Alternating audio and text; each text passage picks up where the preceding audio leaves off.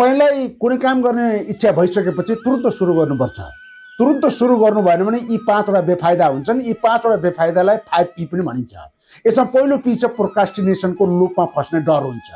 प्रोक्रास्टिनेसन भनेको टालमटोल।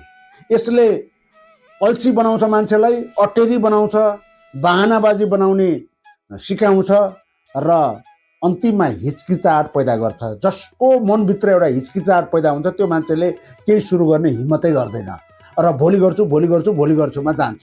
दोस्रो P छ पर्फेक्सनलिजमको लुपमा फस्ने डर हुन्छ। म पर्फेक्ट भएपछि गर्छु, म तयारी भइसकेपछि सुरु गर्छु भन्ने लुपमा मान्छे फस्छ।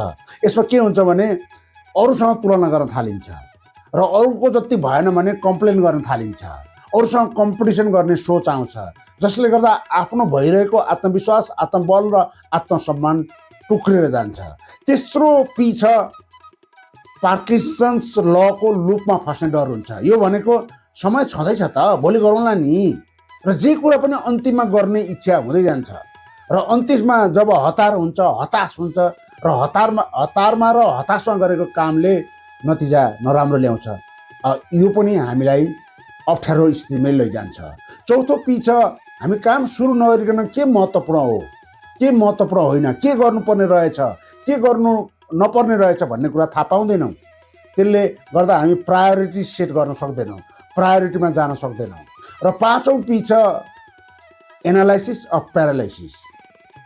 हामी जब काम सुरु गर्दैनौँ हाम्रो थट बढी चल्न थाल्छ, ओभर थिङ्किङ हुन्छ। ओभर थिङ्किङले हाम्रो भित्र केही गर्ने इच्छा छ तर काम गरिरहेको छैन, जसले गर्दा स्ट्रेस पैदा हुन्छ। त्यो स्ट्रेस अलिक बढ्दै गएपछि टेन्सनमा रूपान्तरण हुन्छ, टेन्सन शङ्कामा रूपान्तरण हुन्छ, शङ्कापछि डर पैदा हुन्छ र यो डरको लुपमा हामी अझै एनालाइसिस गर्न थाल्छौँ र प्यारालाइसिसमा पुग्छौँ।